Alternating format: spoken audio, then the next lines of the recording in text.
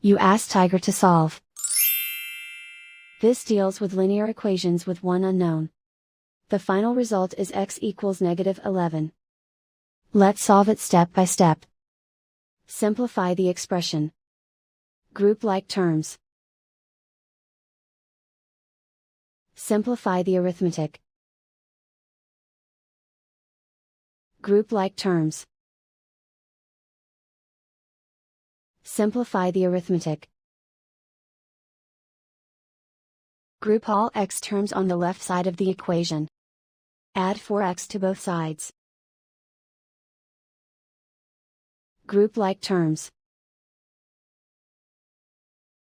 Simplify the arithmetic. Group like terms. Simplify the arithmetic. Group all constants on the right side of the equation.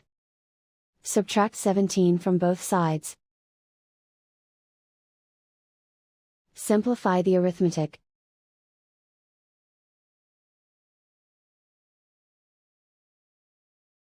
Isolate the x. Divide both sides by 9. Simplify the fraction. Find the greatest common factor of the numerator and denominator. Factor out and cancel the greatest common factor. And so the final result is x equals -11.